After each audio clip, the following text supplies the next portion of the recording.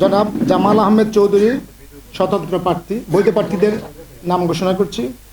জনাব তাজুল ইসলাম বাংলাদেশ খেলাফত মজলিস, জনাব তাহমিনা আক্তার ইনসানিয়াত বিপ্লব বাংলাদেশ, জনাব তৌফিকুর রহমান স্বতন্ত্র, জনাব বদরুজ্জামান উজ্জ্বল ইসলামী আন্দোলন বাংলাদেশ, জনাব মোহাম্মদ পনির হোসেন স্বতন্ত্র, জনাব মেহেরুন্নেসা খান হেনা জাতীয় পার্টি, জনাব আশরাফ উদ্দিন বাংলাদেশ জাতীয়তাবাদী দল এবং জনাব মোহাম্মদ সুলাইমান খন্দকার স্বতন্ত্র।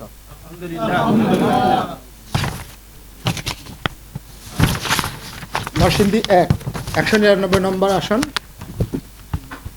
সেখানে আমাদের একজন প্রার্থী কাগজপত্রে কিছু জটিল সমস্যা থাকার কারণে চূড়ান্ত পর্যালোচনায় বাতিল করা হলো। সেটা হলো জনাব মোহাম্মদ মোস্তফা জামাল জাতীয় পার্টি। উনার কাগজপত্রে কিছু সমস্যা থাকার কারণে, সঠিক না হওয়ার কারণে উনার মনোনয়নপত্র বৈধ ঘোষণা করা হলো না। বাকি প্রার্থী সকলের, অর্থাৎ আমাদের 8 জন প্রার্থীর মধ্যে একজন বাদ গেল, আর বাকি 7 জনের প্রার্থীতা বৈধ ঘোষণা করা হলো। এই প্রার্থীদের নাম ঘোষণা করছি।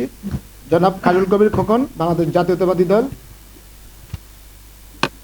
জনাব মোহাম্মদ আশরাফ হোসেন ভূঁইয়া ইসলামী আন্দোলন বাংলাদেশ, জনাব মোহাম্মদ ইব্রাহিম ভূঁইয়া বাংলাদেশ জামাতে ইসলামী, জনাব শহীদুজ্জামান চৌধুরী গণফোরাম, জনাব শিরিন আক্তার গণ অধিকার পরিষদ, জনাব শাখাওয়াত হোসেন বাংলাদেশ ইসলামিক ফ্রন্ট, জনাব হামিদুল হক পারভেজ ইনসানিয়াত বিপ্লব বাংলাদেশ।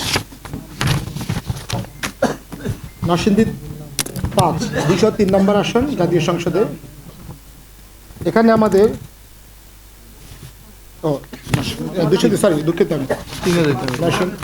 নরসিংদী 3 201 নম্বর আসন। এখানে আমাদের চূড়ান্তভাবে একজন প্রার্থীতা অর্থাৎ মনোনয়নপত্র বাতিল করা হলো, জনাব মোহাম্মদ এনামুল হক জনতার দল। বাকি আমাদের 10 জন প্রার্থীর মধ্যে 9 জন প্রার্থীতা বৈধ ঘোষণা করা হচ্ছে। 1 আবু সাদাত মোহাম্মদ সায়েম আলী পাঠান জাকির পার্টি, জনাব AKM জগলুল হায়দার আফ্রিক গণফোরাম, জনাব AKM রেজাউল করিম জাতীয় পার্টি, জনাব মঞ্জুর এলাহি বাংলাদেশ জাতীয়তাবাদী দল, জনাব মোহাম্মদ আরিফুল ইসলাম মৃদা স্বতন্ত্র, জনাব মোহাম্মদ ওয়াজ হোসেন ভূঁইয়া ইসলামী আন্দোলন বাংলাদেশ, জনাব মোহাম্মদ মোস্তাফিজুর রহমান বাংলাদেশ জামাতে ইসলামী, জনাব মোহাম্মদ রাকিবুল ইসলাম রাকিব বাংলাদেশ খেলাফত মজলিস এবং জনাব মোহাম্মদ রায়হান মিয়া ইনসানিয়াত বিপ্লব বাংলাদেশ। আপনারা অনেক ধৈর্য ধরে অপেক্ষা করেছেন। আমরা চেষ্টা করেছি যেন ছোটোখাটো কোনো ভুলের কারণে কারো প্রার্থীতা বাতিল না হয়। সেই জন্য আমাদের অনেক সময় নির্দিষ্ট আইনকানুন অনেক পর্যালোচনা, প্রত্যেকটা যাদেরটা আমরা বাতিল করেছি আমাদের আসলে কোনো ধরনের আইনের সুযোগ ছিল না বলে বাতিল করতে হয়েছে। ধন্যবাদ জানাচ্ছি, সবাইকে ভালো থাকবেন এবং সবাই নির্বাচনী আচরণ বিধিমালা অনুসরণ করবেন। আল্লাহ হাফেজ।